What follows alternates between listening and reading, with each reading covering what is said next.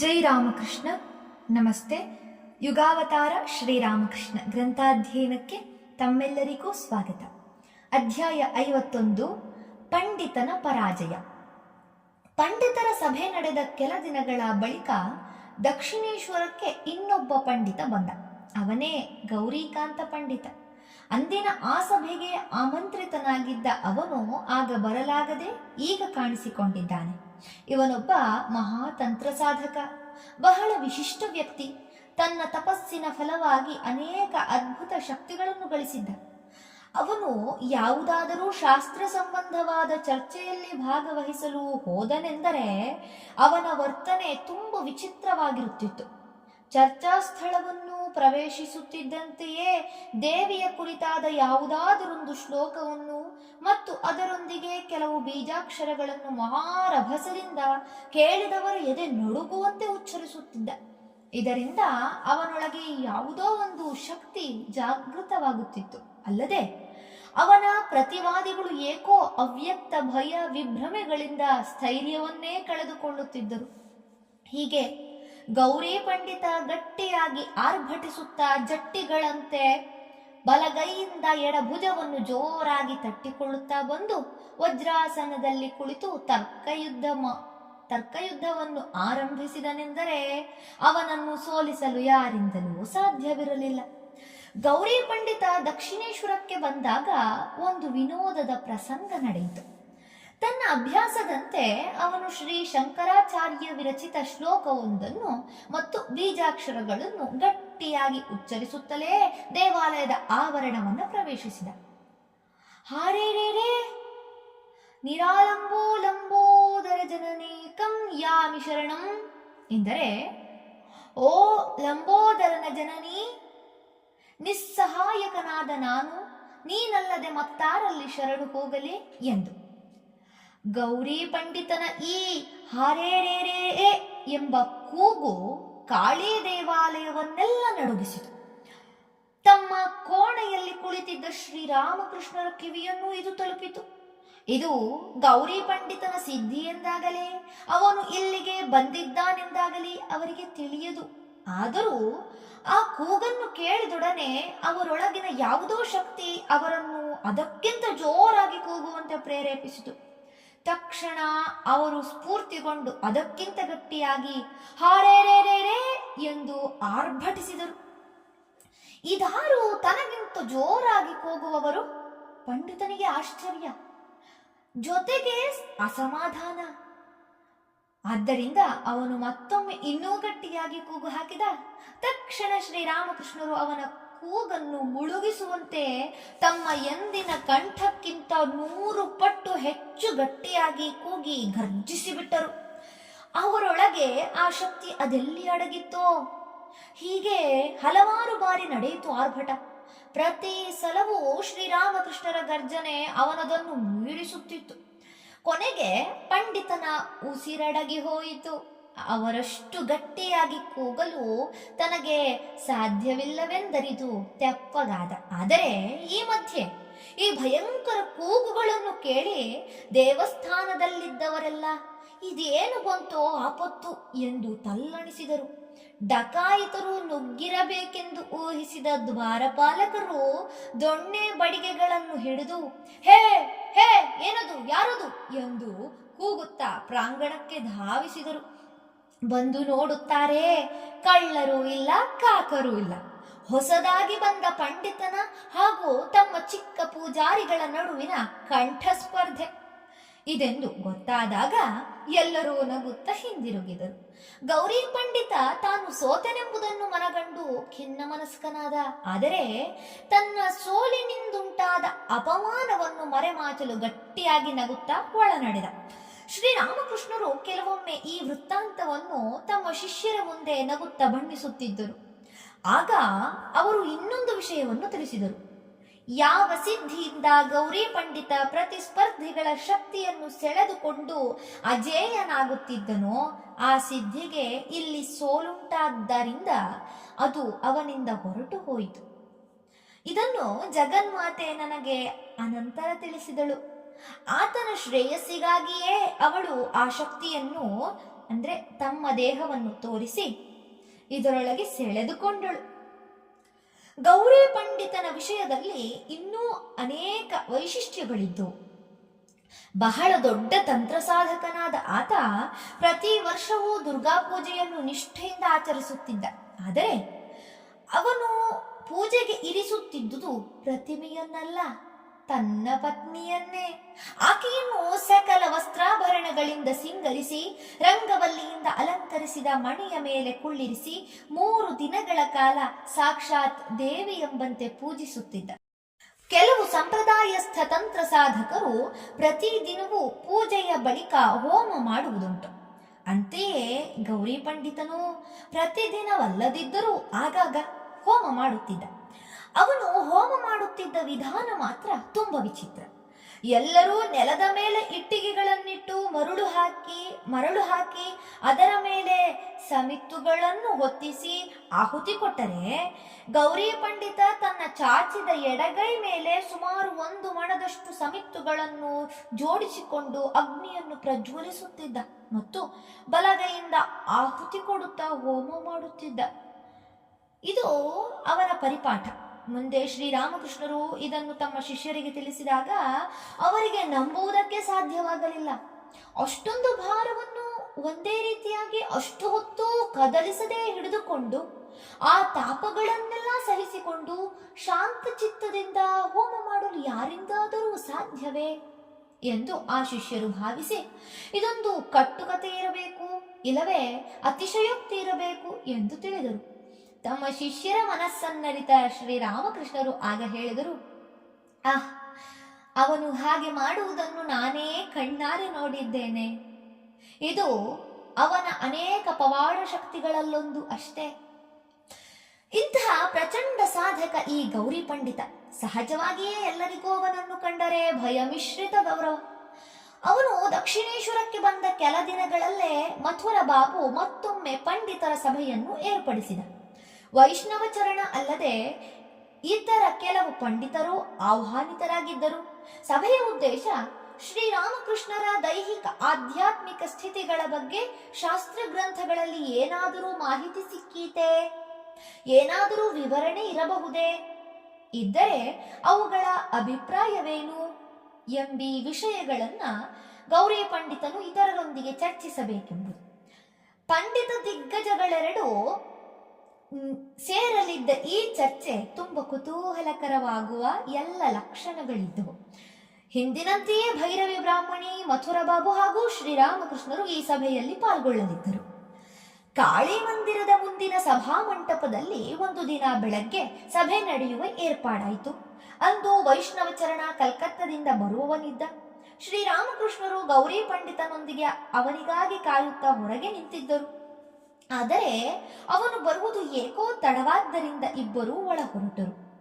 ಸಭಾಮಂಟಪಕ್ಕೆ ಬರುವ ಮುನ್ನ ಜಗನ್ಮಾತೆಯ ದರ್ಶನ ಮಾಡಲು ಶ್ರೀರಾಮಕೃಷ್ಣರು ಮಂದಿರದೊಳಗೆ ಪ್ರವೇಶಿಸಿದರು. ಮಾತೆಗೆ ಪ್ರಣಾಮ ಮಾಡುತ್ತಲೇ ಭಾವಾವಿಷ್ಟರಾದರು. ಬಳಿಕ ಆ ಭಾವದಲ್ಲೇ ಮೇಲೆದ್ದು ಅರ್ಧ ಪ್ರಜ್ಞಾವಸ್ಥೆಯಲ್ಲಿ ತೂರಾಡುತ್ತಾ ಮೆಲ್ಲನೆ ಹೊರಬಂದರು. ಆ ವೇಳೆಗೆ ಸರಿಯಾಗಿ ಅಲ್ಲಿಗೆ ಬಂದ ವೈಷ್ಣವ ಚರಣ ಭಕ್ತಿಯಿಂದ ಅವರ ಚರಣಗಳಿಗೆರಗಿದ. ಶ್ರೀರಾಮಕೃಷ್ಣರು ಭಾವಾವೇಶದಿಂದ ಸಮಾಧಿಸ್ಥರಾಗಿ ಅವನ ಹೆಗಲ ಮೇಲೆ ಕುಳಿತು ಬಿಟ್ಟರು. ವೈಷ್ಣವ ಚರಣನಿಗೆ ಶರೀರದಲ್ಲಿ ಮಿಂಚು ಹರಿದ ಅನುಭವವಾಯಿತು. ಶ್ರೀರಾಮಕೃಷ್ಣರ ಸ್ಪರ್ಶದಿಂದ ತಾನು ಧನ್ಯನಾದೆನೆಂದು ತಿಳಿದು ಅತ್ಯಾನಂದಗೊಂಡ ಮತ್ತು ಆ ಕ್ಷಣದಲ್ಲೇ ಅವನು ಶ್ರೀರಾಮಕೃಷ್ಣರ ಮೇಲೆ ಸಂಸ್ಕೃತದಲ್ಲೊಂದು ಶ್ಲೋಕವನ್ನು ರಚಿಸಿ ಅವರನ್ನು ಸ್ತುತಿಸಲಾರಂಭಿಸಿದ. ಶ್ರೀರಾಮಕೃಷ್ಣರು ಇನ್ನೂ ಸಮಾಧಿಸ್ಥರಾಗಿಯೇ ಇದ್ದಾರೆ. ಅವರ ಮುಖಕಮಲ ಪ್ರಸನ್ನೋಜ್ವಲವಾಗಿ ಮಂದಹಾಸದಿಂದ ಪ್ರಕಾಶಿಸುತ್ತಿದೆ. ವೈಷ್ಣವ ಚರಣ ಹಿಡಿಸಲಾರದ ಆನಂದದಿಂದ ಸ್ತುತಿಸುತ್ತಿದ್ದಾನೆ. ಮಥುರಾ, ಗೌರಿ ಪಂಡಿತನೇ ಮೊದಲಾದವರೆಲ್ಲ ವಿಸ್ಮಯ ಮೂಕರಾಗಿ ಈ ಅದ್ಭುತ ದೃಶ್ಯವನ್ನು ಎವೆಯಿಕ್ಕದೆ ದಿಟ್ಟಿಸುತ್ತಾ ನಿಂತು ಬಿಟ್ಟರು. ಸ್ವಲ್ಪ ಹೊತ್ತಿನಲ್ಲೇ ಶ್ರೀರಾಮಕೃಷ್ಣರು ಬಾಹ್ಯ ಪ್ರಜ್ಞೆಗೆ ಮರಳಿದರು. ಬಳಿಕ ಎಲ್ಲರೂ ಅವರೊಂದಿಗೆ ಸಭಾಮಂಟಪದೊಳಕ್ಕೆ ನಡೆದರು.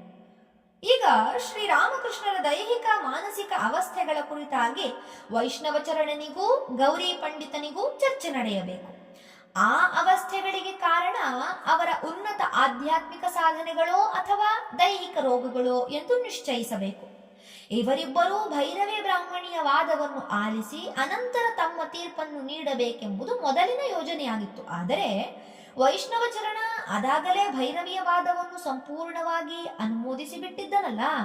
ಆದ್ದರಿಂದ ಈಗ ಈ ಇಬ್ಬರು ಪಂಡಿತರ ನಡುವೆ ಚರ್ಚೆಯಾಗಬೇಕು. ಕ್ರಮ ಪ್ರಕಾರವಾಗಿ ಪ್ರಾರಂಭವೇನೋ ಆಯಿತು. ಆದರೆ ಗೌರಿ ಪಂಡಿತ ವಾದ ಮಾಡುವ ಮನಸ್ಥಿತಿಯಲ್ಲಿರಲಿಲ್ಲ. ಅವನ ವಾದಪ್ರಿಯತೆ, ಅಬ್ಬರ, ಅಟ್ಟಹಾಸ ಎಲ್ಲವೂ ಎಲ್ಲಿಯೋ ಮಾಯವಾಗಿದ್ದುವು. ಪಳಗಿಸಿದ ಸಲಗನಂತಿತ್ತು ಅವನ ವರ್ತನೆ. ಅವನು ಎದ್ದು ನಿಂತು ಶ್ರೀರಾಮಕೃಷ್ಣರನ್ನು ತೋರಿಸಿ ನುಡಿದ, ಇವರು ಇಂದು ವೈಷ್ಣವ ಚರಣರ ಮೇಲೆ ವಿಶೇಷ ಕೃಪೆ ತೋರಿದ್ದನ್ನು ನಾವೆಲ್ಲ ನೋಡಿದ್ದೇವೆ. ಆದ್ದರಿಂದ ನಾನಿನ್ನು ವಾದ ಮಾಡಲು ಬಯಸುವುದಿಲ್ಲ. ವೈಷ್ಣವ ಚರಣರಿಂದು ದೈವ ಬಲದಿಂದ ಕೂಡಿದ್ದಾರೆ. ನಾನು ವಾದ ಮಾಡಿದರೂ ಸೋತು ಹೋಗುವುದು ಖಂಡಿತ. ಆದ್ದರಿಂದ ತರ್ಕ ಮಾಡುವುದು ನಿರರ್ಥಕ. ಅಲ್ಲದೆ ಶ್ರೀರಾಮಕೃಷ್ಣರ ಬಗ್ಗೆ ಅವರ ಅಭಿಪ್ರಾಯವೇ ನನ್ನ ಅಭಿಪ್ರಾಯವೂ ಸಹ. ಅವರು ಹೇಳುವುದನ್ನು ನಾನು ಸಂಪೂರ್ಣವಾಗಿ ಅನುಮೋದಿಸುತ್ತೇನೆ. ಈ ದೃಷ್ಟಿಯಿಂದಲೂ ಈಗ ನಾನು ತರ್ಕ ನಡೆಸುವುದು ವ್ಯರ್ಥ. ಮತ್ತಿನ್ನೇನಿದೆ, ವಾದಿ ಪ್ರತಿವಾದಿಗಳಿರುವರು ಒಂದೇ ಕಡೆಯಾಗಿ ಬಿಟ್ಟರೆ ಅಲ್ಲಿನ್ನು ತರ್ಕವೆಲ್ಲಿ? ಸರಿ, ಇತರ ಶಾಸ್ತ್ರ ವಿಚಾರಗಳ ಕಡೆಗೆ ಮಾತು ತಿರುಗಿತು. ಸ್ವಲ್ಪ ಹೊತ್ತಿನಲ್ಲೇ ಸಭೆ ಮುಕ್ತಾಯಗೊಂಡಿತು. ಗೌರಿ ಪಂಡಿತ ಹೀಗೆ ವಾದ ಮಾಡದೆ ಸುಮ್ಮನಾದುದನ್ನು ಕಂಡು ಪ್ರತಿಯೊಬ್ಬನಿಗೂ ಆಶ್ಚರ್ಯ. ಅವನಂತಹ ಅಬ್ಬರದ ವ್ಯಕ್ತಿ ಸೋಲೊಪ್ಪಿಕೊಳ್ಳುವುದೆಂದರೆ, ಆದರೆ ಅವನು ಸೋತನೆಂದು ಹೇಳಲಾಗುವುದಿಲ್ಲ. ಏಕೆಂದರೆ ವಾದಕ್ಕೆ ಮೊದಲೇ ಅವನು ಪ್ರತಿವಾದಿಯ ಅಭಿಪ್ರಾಯವೇ ತನ್ನದೂ ಸಹ ಎಂದು ಸಾರಿದ್ದಾನೆ. ಹಾಗಾದರೆ ವೈಷ್ಣವಚರಣನ ಪಾಂಡಿತ್ಯಕ್ಕೆ ಅಂಜಿ ವಾದ ಮಾಡದೇ ಇದ್ದಿರಬಹುದೇ? ಖಂಡಿತ ಅಲ್ಲ. ದಕ್ಷಿಣೇಶ್ವರಕ್ಕೆ ಬಂದ ಮೊದಲ ದಿನವೇ ಅವನಿಗೆ ಅರ್ಥವಾಗಿತ್ತು ಶ್ರೀರಾಮಕೃಷ್ಣರೊಬ್ಬ ಸಾಮಾನ್ಯ ವ್ಯಕ್ತಿಯಲ್ಲ ಎಂದು.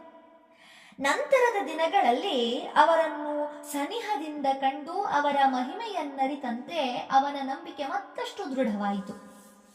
ಬರಬರುತ್ತಾ ಆತನ ಮನಸ್ಸು ತಿಳಿಯಾಯಿತು. ಬಳಿಕ ಕೆಲವೇ ದಿನಗಳಲ್ಲಿ ತಪೋಜನ್ಯವಾದ ಆತನ ತೀಕ್ಷ್ಣ ಅಂತರ್ದೃಷ್ಟಿಗೆ ಶ್ರೀರಾಮಕೃಷ್ಣರೊಬ್ಬ ಮಹಾತ್ಮರೇ ನಿಜ ಎಂಬುದು ಗೋಚರವಾಯಿತು. ಅವನನ್ನು ಪರೀಕ್ಷಿಸುವ ಉದ್ದೇಶದಿಂದ ಶ್ರೀರಾಮಕೃಷ್ಣರು ಒಮ್ಮೆ ಅವನನ್ನು ಕೇಳಿದರು, ನೋಡಿಲಿ, ವೈಷ್ಣವಚರಣ ಇದನ್ನು ಅಂದರೆ ತಮ್ಮನ್ನು ಭಗವಂತನ ಅವತಾರ ಎಂದು ಹೇಳುತ್ತಾನೆ. ಅದೆಲ್ಲಾದರೂ ಸಾಧ್ಯವೇ? ಈ ಬಗ್ಗೆ ನಿನಗೇನೆನ್ನಿಸುತ್ತದೆ ಎಂದು ದಯವಿಟ್ಟು ಹೇಳುವೆಯಾ? ಗೌರಿ ಪಂಡಿತ ಗಂಭೀರವಾಗಿ, ವೈಷ್ಣವಚರಣ ನಿಮ್ಮನ್ನು ಅವತಾರ ಎಂದಷ್ಟೇ ಕರೆದನೇ?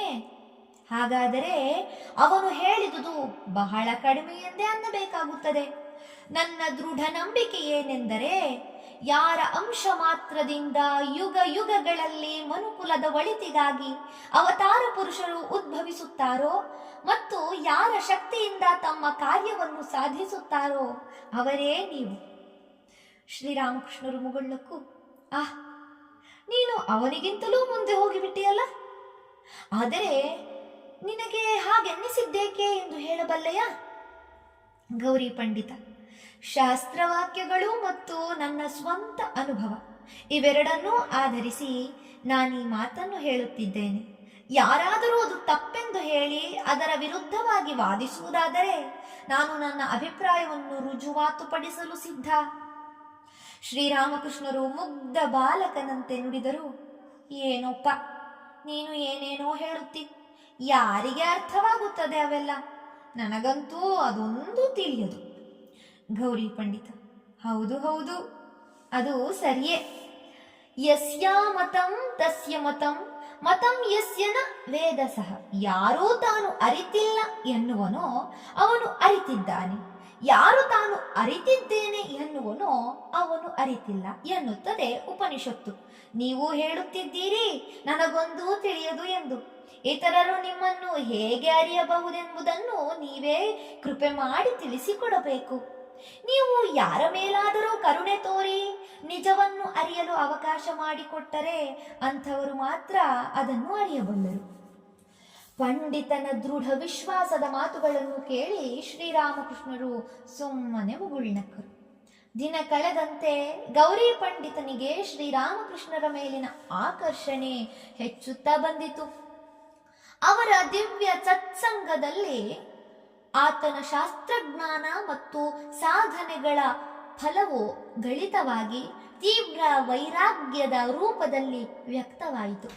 ಪಾಂಡಿತ್ಯ, ಲೋಕಮಾನ್ಯತೆ, ಮಂತ್ರಶಕ್ತಿಗಳ ಮೇಲಿನ ಮೋಹ ಇದ್ದಕ್ಕಿದ್ದಂತೆ ಇಳಿದು ಹೋಯಿತು. ಹಿಂದಿನ ಆ ಪಾಂಡಿತ್ಯದ ಅಹಂಕಾರ, ದರ್ಪಗಳೆಲ್ಲ ಮಾಯವಾದುವು. ಅವನು ಹೆಚ್ಚೆಚ್ಚು ಅಂತರ್ಮುಖಿಯಾಗುತ್ತಾ ವಿನೀತನಾಗುತ್ತಾ ಬಂದ. ಅವನ ಮನಸ್ಸು ಭಗವಂತನ ಪಾದ ಪದ್ಮಗಳೆಡೆಗೆ ಧಾವಿಸತೊಡಗಿತು. ಇಷ್ಟು ಕಾಲವೂ ತಾನು ಭಗವಂತನನ್ನು ಸಾಕ್ಷಾತ್ಕರಿಸಿಕೊಳ್ಳುವ ಪ್ರಯತ್ನವನ್ನೇ ಮಾಡದೆ ಕೇವಲ ಒಣ ಪಾಂಡಿತ್ಯದಲ್ಲಿ, ನಿರರ್ಥಕ ವಾದ ವಿವಾದಗಳಲ್ಲಿ ತೊಡಗಿ ತನ್ನ ಜೀವನದ ಅನರ್ಘ್ಯ ವೇಳೆಯನ್ನ ನಷ್ಟಪಡಿಸಿಕೊಂಡೆನೆಂದು ಮನಗಂಡ ಗೌರಿ ಪಂಡಿತ ಪರಿತಪಿಸಿದ. ಇನ್ನಾದರೂ ಆ ತಪ್ಪನ್ನು ತಿದ್ದಿಕೊಳ್ಳಬೇಕು. ನಿಸ್ಸಾರವಾದ ಸಂಸಾರವನ್ನು ತ್ಯಜಿಸಿ ಭಗವಂತನನ್ನೇ ಸಂಪೂರ್ಣವಾಗಿ ಆಧರಿಸಿ ಆತನನ್ನೇ ವ್ಯಾಕುಲತೆಯಿಂದ ಕರೆಯುತ್ತಾ ತನ್ನ ಉಳಿದ ಜೀವನವನ್ನೆಲ್ಲ ಕಳೆಯಬೇಕು ಮತ್ತು ಆತನ ದರ್ಶನ ಭಾಗ್ಯವನ್ನು ಹೊಂದಲೇಬೇಕು ಎಂಬ ತೀವ್ರ ಹಂಬಲ ಅವನೆದೆಯಲ್ಲಿ ಉದಿಸಿತು. ಹೀಗೆ ಆತನು ಸಂಸಾರದಿಂದ ವಿಮುಖನಾಗಿ ದಕ್ಷಿಣೇಶ್ವರದಲ್ಲೇ ನೆಲೆ ನಿಂತು ಬಿಟ್ಟ. ಶ್ರೀರಾಮಕೃಷ್ಣರ ದಿವ್ಯ ಸಂಘದಲ್ಲಿ ಧ್ಯಾನ, ಜಪ, ತಪಗಳಲ್ಲಿ ದಿನಗಳು ಕಳೆದವು. ಸಮಯದ ಪರಿವೆಯೇ ಇಲ್ಲದೆ ಪಂಡಿತ ಆನಂದದಿಂದಿದ್ದು ಬಿಟ್ಟ. ಆದರೆ ಬಂಧನಗಳು ಅಷ್ಟು ಸುಲಭವಾಗಿ ಕಳಚಿಕೊಳ್ಳಲುಂಟೆ? ಅವನು ಎಷ್ಟು ದಿನಗಳಾದರೂ ಮನೆಗೆ ಹಿಂದಿರುಗದಿದ್ದುದರಿಂದ ಅವನ ಕುಟುಂಬದವರು ಪತ್ರಗಳನ್ನು ಬರೆದರು. ಅದಕ್ಕೂ ಅವನು ಹೋಗೊಡಲಿಲ್ಲ. ಅವನ ಹೆಂಡತಿ, ಮಗ, ಬಳಗದವರಿಗೆಲ್ಲ ಆತಂಕ ಶುರುವಾಯಿತು. ಅವನು ದಕ್ಷಿಣೇಶ್ವರದಲ್ಲಿ ಯಾರೋ ಒಬ್ಬ ಸಾಧುವಿನ ಸಹವಾಸಕ್ಕೆ ಬಿದ್ದಿದ್ದಾನೆ, ಪರಿಣಾಮವಾಗಿ ಅವನಿಗೂ ವಿರಕ್ತಿಯುಂಟಾಗುವಂತಿದೆ ಎಂಬ ಸುದ್ದಿ ಅದಾಗಲೇ ಅವರ ಕಿವಿಗೆ ಬಿದ್ದಿತ್ತು. ಆದ್ದರಿಂದ ಅವರು ಕೂಡಲೇ ಹೊರಟು ಬರುವಂತೆ ಒತ್ತಾಯಿಸಿ ಅವನಿಗೆ ಮತ್ತೆ ಪತ್ರ ಬರೆದರು. ಇನ್ನು ತಾನು ಇಲ್ಲಿಯೇ ಇದ್ದರೆ ಮನೆಯವರು ಬಂದು ಬಲವಂತದಿಂದ ತನ್ನನ್ನು ಮತ್ತೆ ಸಂಸಾರಕ್ಕೆ ಎಳೆದುಕೊಳ್ಳುತ್ತಾರೆಂಬುದು ಪಂಡಿತನಿಗೆ ಖಚಿತವಾಯಿತು. ಆದರೆ ಈಗೇನು ಮಾಡುವುದೋ ಅವನಿಗೆ ತಿಳಿಯಲಿಲ್ಲ. ಅತ್ಯಂತ ಆನಂದಕರವೂ ಪಾವನಕರವೂ ಆದ ಶ್ರೀರಾಮಕೃಷ್ಣರ ಸಾನ್ನಿಧ್ಯವನ್ನು ಬಿಟ್ಟು ಬೇರೆಲ್ಲಿಗೆ ಹೋಗುವುದು? ಬಹಳವಾಗಿ ಚಿಂತಿಸಿ ಕೊನೆಗೆ ಅವನೊಂದು ತೀರ್ಮಾನಕ್ಕೆ ಬಂದ. ತನ್ನ ಜೀವನದ ಪ್ರಶಸ್ತವಾದ ಘಳಿಗೆ ಸನ್ನಿಹಿತವಾಗಿದೆ ಎಂದು ತೋರಿತು. ಸೀದಾ ಶ್ರೀರಾಮಕೃಷ್ಣರ ಬಳಿಗೆ ಬಂದ. ಸಾಷ್ಟಾಂಗ ಪ್ರಣಾಮ ಮಾಡಿ ಎದ್ದು ನಿಂತು ಹೇಳಿದ, ಹೋಗಿ ಬರುತ್ತೇನೆ, ಅನುಮತಿಯಾಗಬೇಕು. ಅಷ್ಟರಲ್ಲೇ ಪಂಡಿತನ ಕಣ್ಣುಗಳು ಹನಿಗೂಡಿದ್ದವು, ಕಂಠ ಬಿಗಿದು ಬಂದಿತ್ತು. ಶ್ರೀರಾಮಕೃಷ್ಣರು ಅಚ್ಚರಿಯಿಂದ ನೋಡಿದರು. ಏಕೆ ಗೌರಿ, ಇದ್ದಕ್ಕಿದ್ದಂತೆ ಹೊರಟು ಬಿಟ್ಟೆಯಲ್ಲ, ಎಲ್ಲಿಗೆ ಹೊರಟೆ? ಪಂಡಿತ ಕೈ ಜೋಡಿಸಿ ನುಡಿದ, ದಯವಿಟ್ಟು ತಾವು ನನ್ನ ಹೃದಯದ ಹಂಬಲ ಈಡೇರುವಂತೆ ಹರಸಿ. ನಾನು ಭಗವಂತನನ್ನು ಸಾಕ್ಷಾತ್ಕರಿಸಿಕೊಳ್ಳಲು ಹೊರಟಿದ್ದೇನೆ. ಆ ಗುರಿ ಮುಟ್ಟುವವರೆಗೂ ನಾನು ಹಿಂದಿರುಗುವುದಿಲ್ಲ.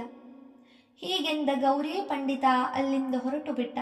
ಅವನು ಜನರ ಕಣ್ಣಿಗೆ ಬಿದ್ದದ್ದು ಅದೇ ಕಡೆಯ ಸಲ. ಅನಂತರ ಯಾರೆಷ್ಟು ಹುಡುಕಿದರೂ ಅವನ ಸುಳಿವೇ ಸಿಕ್ಕಲಿಲ್ಲ. ಧನ್ಯವಾದಗಳು. ಇಂದಿಗೆ ಅಧ್ಯಾಯ 51 ಸಂಪೂರ್ಣವಾಯಿತು. ಮುಂದಿನ ಸಂಚಿಕೆಯಲ್ಲಿ ಹೊಸ ಅಧ್ಯಾಯವನ್ನು ಪ್ರಾರಂಭಿಸೋಣ. ಓಂ ಶಾಂತಿ ಶಾಂತಿ ಶಾಂತಿ. ಹರಿ ಓಂ ತತ್ಸತ್. ಶ್ರೀರಾಮಕೃಷ್ಣಾರ್ಪಣಮಸ್ತು. ಸರ್ವೇ ಜನ ಸುಖಿನೋ ಭವಂತು. ಜೈ ಶ್ರೀಮಾತಾ.